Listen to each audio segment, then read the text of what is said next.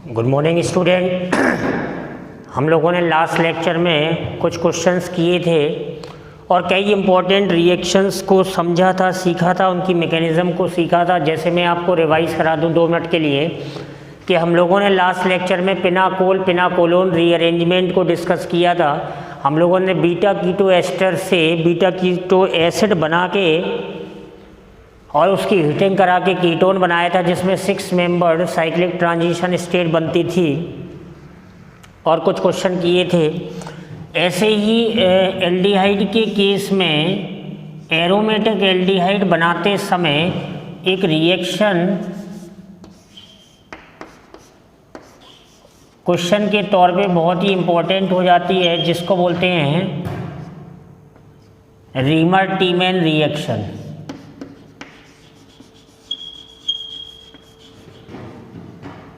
राइमर-टीमैन reaction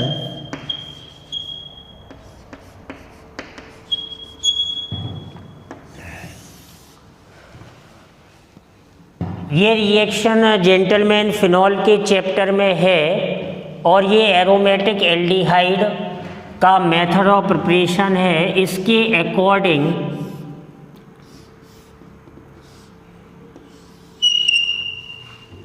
according जब हम phenol पे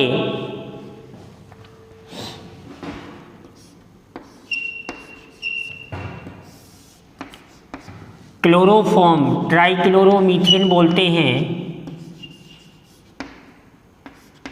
एक्वस KOH या NaOH के साथ रिएक्शन कराते हैं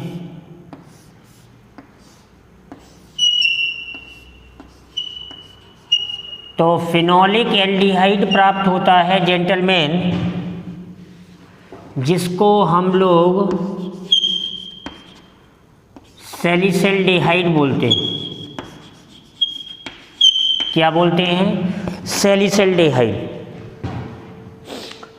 इसका एक नाम और होता है, इसको ऑर्थो हाइड्रोक्सी बेंजल्डिहाइड बोलते हैं।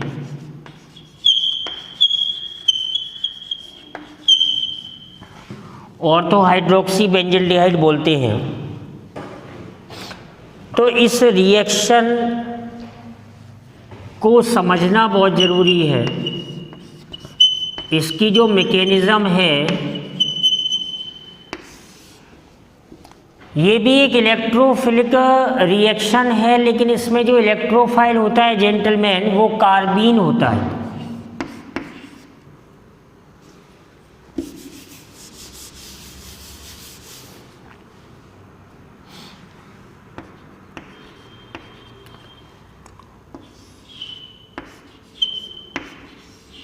यहाँ से OH माइनस जो होता है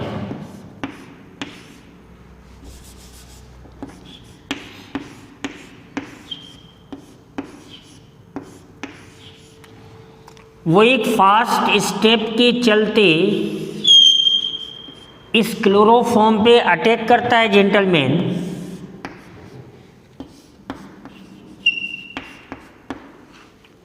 फास्ट स्टेप के चलते क्लोरोफॉर्म पे अटैक करता है और इस तरह से क्लोरोकार्बेनाइन का फॉर्मेशन होता है।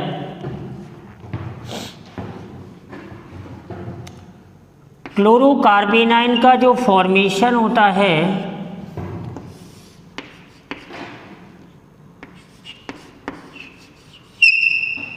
स्लो स्टेप के चलते, क्लोरोकार्बेनाइन का जो फॉर्मेशन होता है तो स्लो स्टॉप के चलते, देखिए स्लो स्टेप के चलते क्या होता है कि Cl जो हैं साहब इसमें 3 ये -I इफेक्ट दे रहे हैं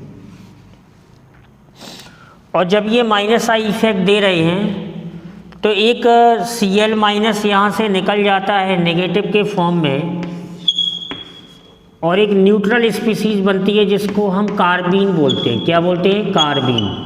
दिस वन इज कार्बीन।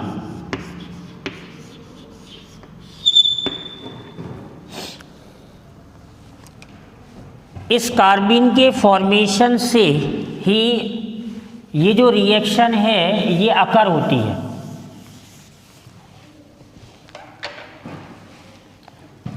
क्योंकि जो फिनॉल है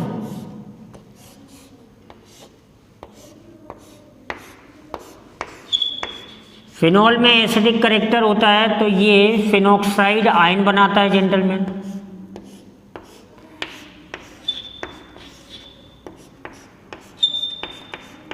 प्रोटॉन रिलीज करता है।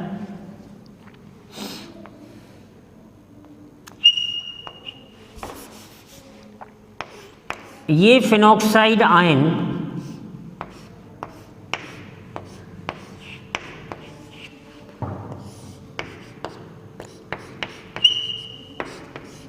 क्योंकि NaOH या KOH लिया है,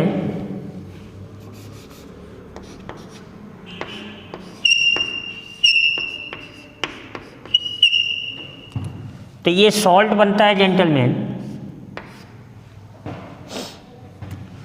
और ये रेजोनेंस से स्टेबलाइज होता है, स्टेबलाइज बाय रेजोनेंस।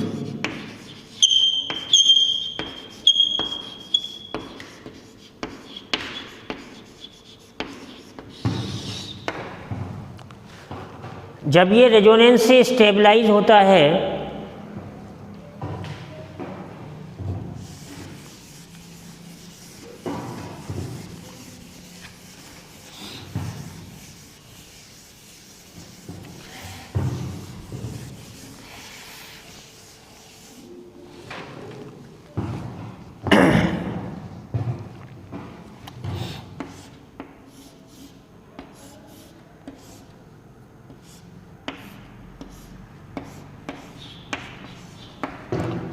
तो जब ये रेजोनेंस से स्टेबलाइज होता है तो देखिए किस तरह से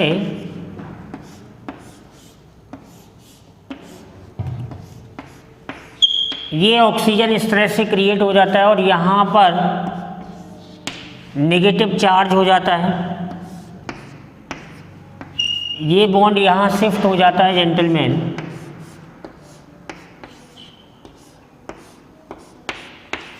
अब ये बॉन्ड यहाँ शिफ्ट हो जाता है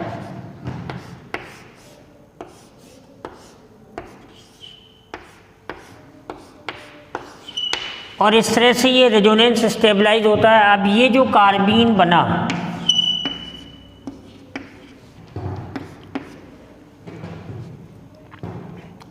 ये जो कार्बीन बना ये इस फिनॉक्साइड आयन पे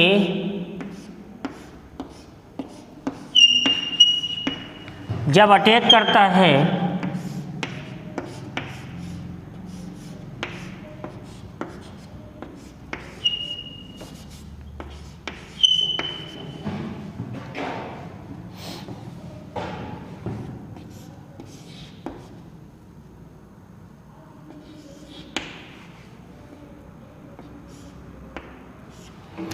तो इस तरह से ये स्टेबलाइज होता है जेंटलमैन।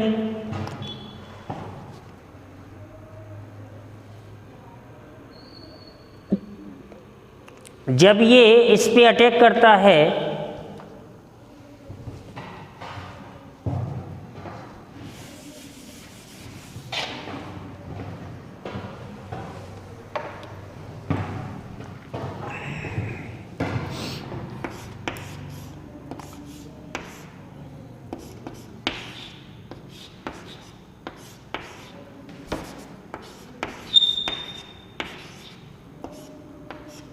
तो ये इस तरह से स्टेबलाइज होता है। फिर फर्दर ये यहाँ पे शिफ्ट हो जाता है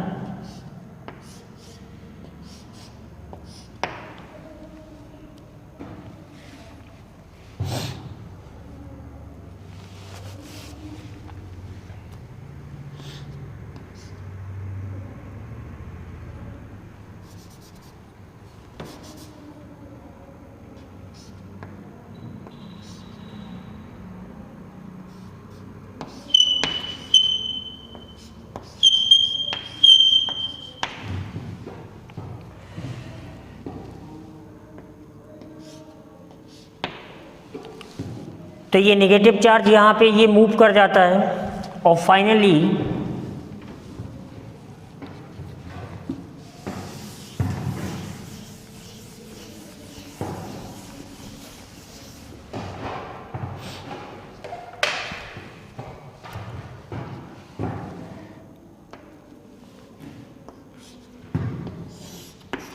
जब इसकी वाटर के साथ रिएक्शन कराते हैं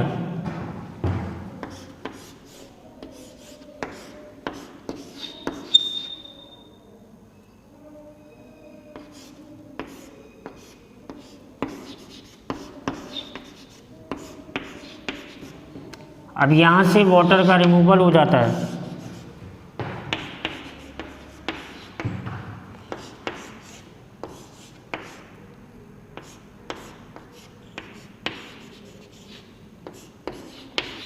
और वापस जो प्रोटॉन निकला था उसको शिफ्ट कराते हैं। तो इस तरह से ये सैलिसल्डिहाइड का फॉर्मेशन होता है जेंटलमैन। मैं आपको रीमर टीमैन रिएक्शन की मैकेनिज़्म को डिस्कस कर रहा था कि किस तरह से फिनॉल में रेजोनेंस के चलते तो इसमें जो अटैकिंग रीजेंट हुआ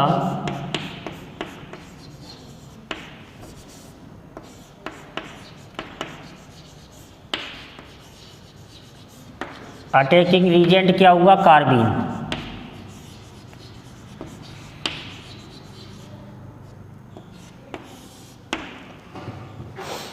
तो आपको ये ध्यान रखना है कि कोई आपसे पूछता है कि रीमर टीमैन रिएक्शन में अटैकिंग रीजेंट क्या होगा, तो कार्बीन बोलेंगे। ये भी एक इलेक्ट्रोफिलिक टाइप की रिएक्शन है, तो इसमें जो इलेक्ट्रोफाइल होगा वो कार्बीन हो जाएगा। मैं आपको बता दूं carbene is an electrophile.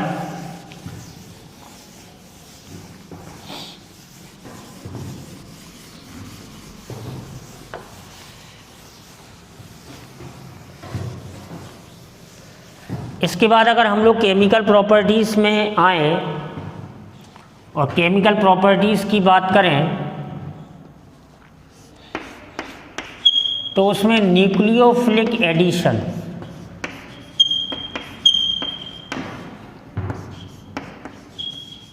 Nucleophilic addition in carbonyl compound, nucleophilic addition in carbonyl compounds एक बहुत ही इंपॉर्टेंट पार्ट है जेंटलमैन।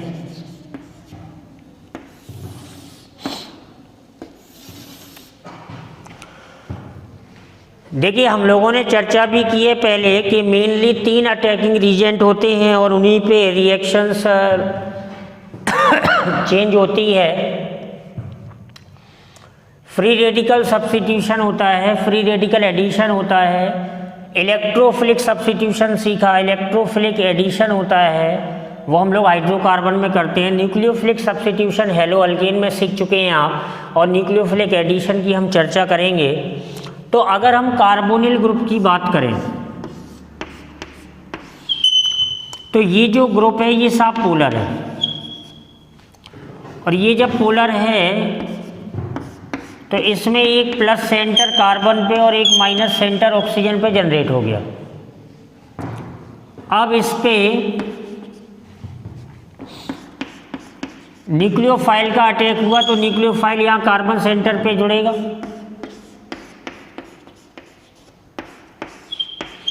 तो ये इंटरमीडिएट बन गया।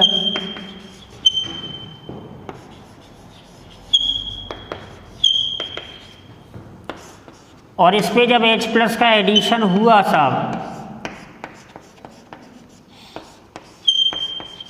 तो ये फाइनली आपका प्रोडक्ट बन गया।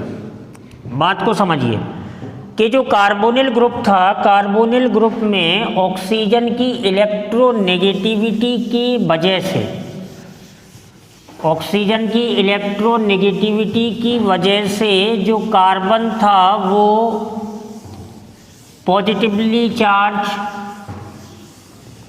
हो जाता है, ऑक्सीजन जो है वो नेगेटिवली चार्ज हो जाता है। मतलब पोलैरिटी जो है वो प्रेजेंट हो जाती है मॉलिक्यूल में। पोलैरिटी प्रेजेंट हो जाने के कारण न्यूक्लियोफाइल जो होता है वो पॉजिटिवली चार्ज कार्बन सेंटर पे अटैक करता है।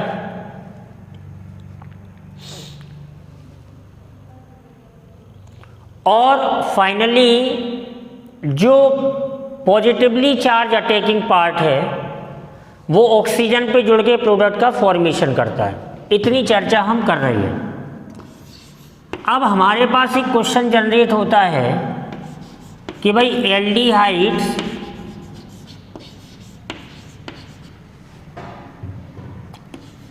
Are reactive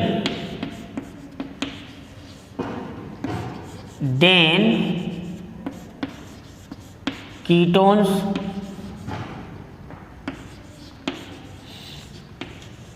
Y. इस क्वेश्चन का आंसर हमें ढूंढना पड़ेगा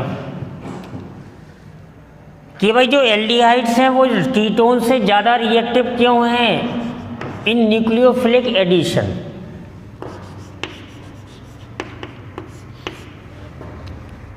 मतलब aldehydes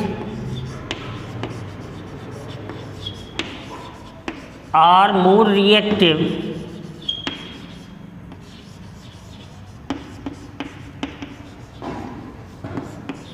then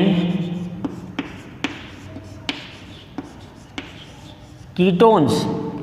Aldehydes are more reactive than ketones towards nucleophilic addition.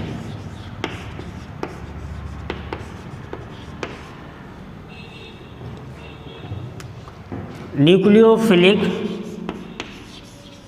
Addition. तो इसमें दो फैक्टर आते हैं जेंटलमैन। कौन से दो फैक्टर आते हैं मैं आपको बता दूं।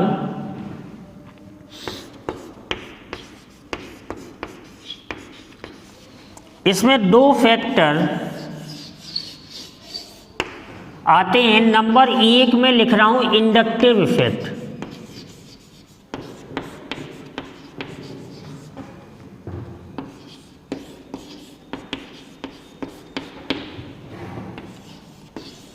और दूसरा मैं लिख रहा हूं स्टीरिक फैक्टर।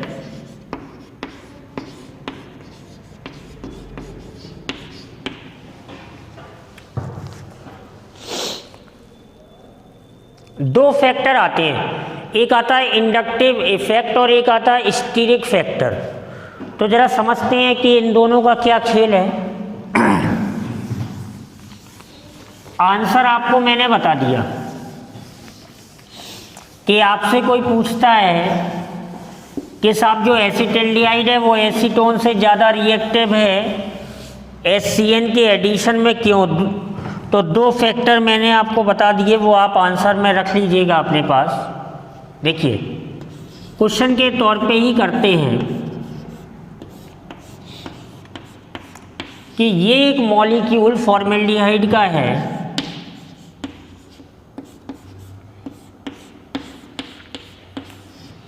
ये एसिटाल्डिहाइड है,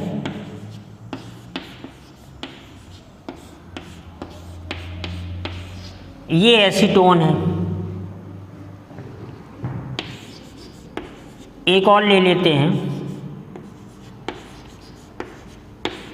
ये इथाइल मिथाइल कीटोन है सब।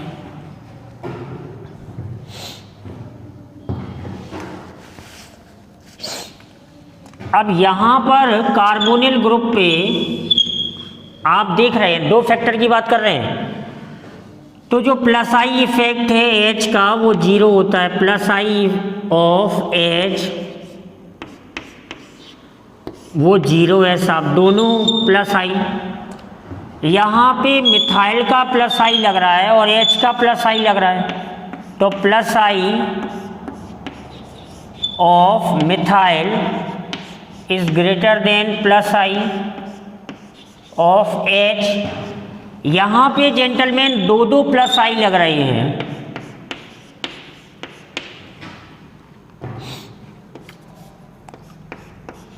दो दो प्लस आई लग रहे हैं, यहाँ पे भी दो प्लस आई लग रहे हैं,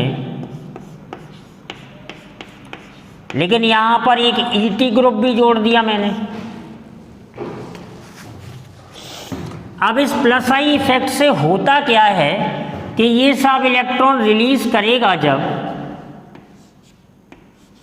जब ये इलेक्ट्रॉन रिलीज करेगा तो यहाँ पर जो पॉजिटिव सेंटर बन रहा है ना, यहाँ पे जो पॉजिटिव सेंटर बन रहा है, उस पॉजिटिव सेंटर के बनने की जो पॉसिबिलिटी है वो कम हो जाएगी due two plus I effect.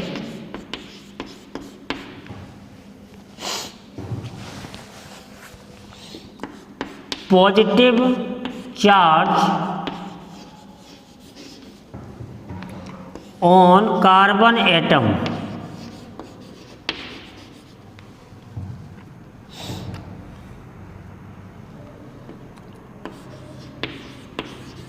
become suppressed। suppressed का मतलब होता है कम हो जाना। और पॉजिटिव चार्ज का ही खेल है, क्योंकि न्यूक्लियोफाइल को क्या चाहिए, पॉजिटिव चार्ज चाहिए। तो पॉजिटिव चार्ज का बनना कम हो जाता है, तो इस वजह से अगर आप रिएक्टिविटी का ऑर्डर लिखेंगे और इस कंपाउंड को 1 देंगे और इसको 2 देंगे और इसको 3rd कंपाउंड देंगे और इसको 4th कंपाउंड देंगे, तो रिएक्टिविटी का ऑर्डर अगर लिखेंगे, रिएक्टिविटी ऑर्डर,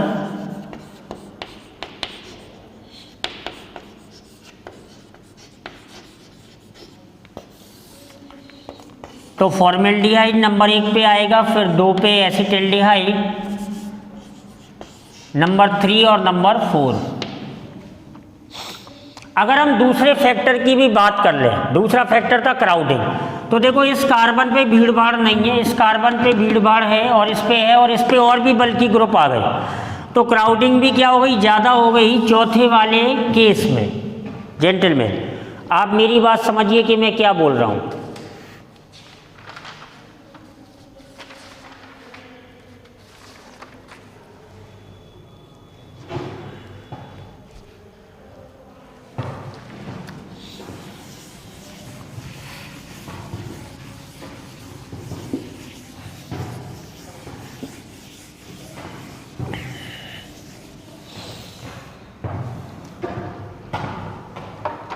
कि मैं आपको बताने की कोशिश कर रहा हूं कि in carbonyl group,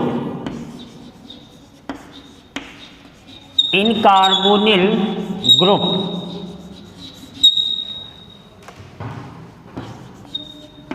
as the number of alkyl group,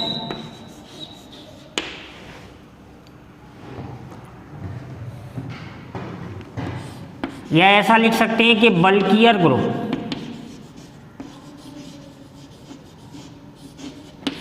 increases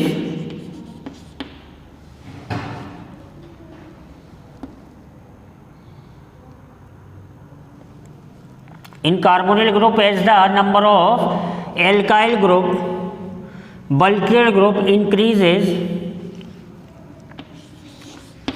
at carbon atom.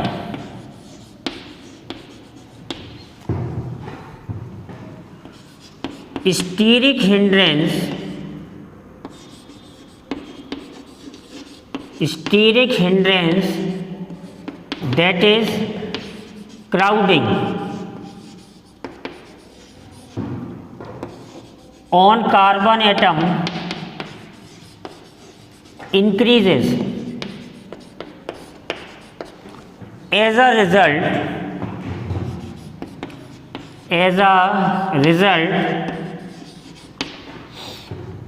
reactivity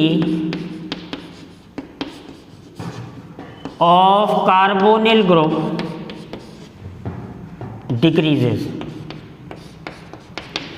तो जेंटलमैन, आपको ये बात ध्यान रखनी है कि मैं आपसे क्या बोल रहा हूँ कि दो फैक्टर बहुत ही इंपॉर्टेंट हैं। एक तो फैक्टर हुआ प्लस आई इफेक्ट और दूसरा फैक्टर हुआ स्टीरिक हिंड्रेंस, जिसको आप क्राउडिंग बोलते हैं। कि क्राउडिंग आने से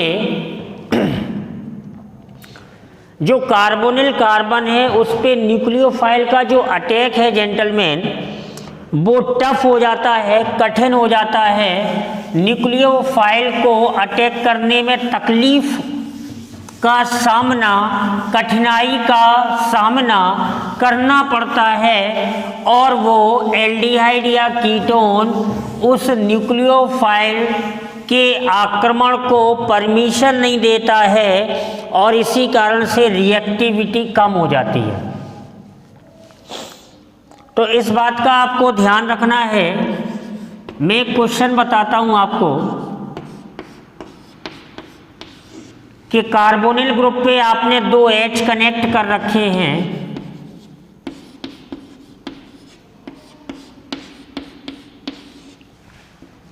दो मिथाइल कनेक्ट कर रखे हैं, सॉरी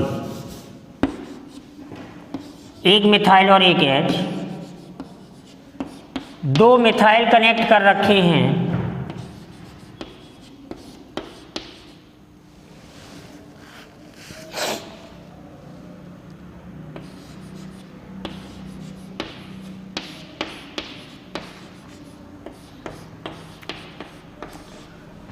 ये 2 आइसोप्रोपाइल लगा रखे हैं,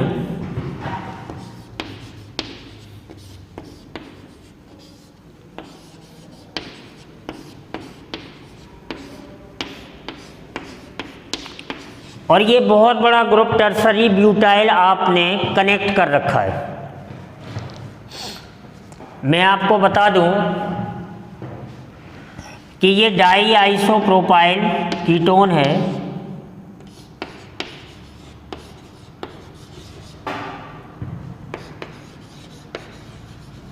और जो लास्ट में लिखा है इनको नाम दे देते हैं, इसको C नाम दे देते हैं, इसको B बोल देते हैं, इसको A और इसको D।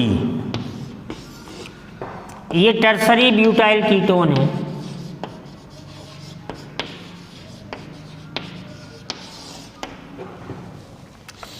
तो आप देख पा रहे हैं कि प्लस I सबसे ज़्यादा इसमें है, प्लस I सबसे कम इसमें है, क्राउडिंग सबसे ज़्यादा।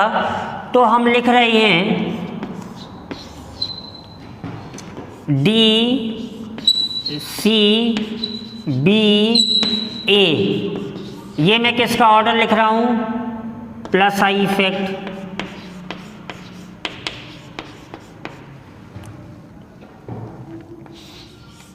On carbonyl group D C B A। ये मैं लिख रहा हूं स्टीरिक हिंड्रेंस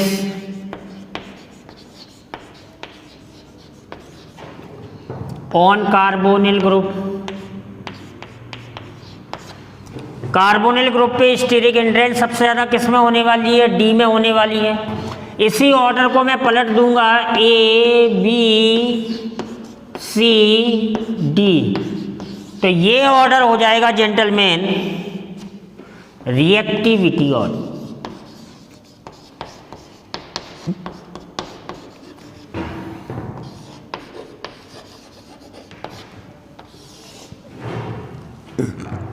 न्यूक्लियोफिलिक एडिशन के रिस्पेक्ट में रिएक्टिविटी ऑर्डर आपको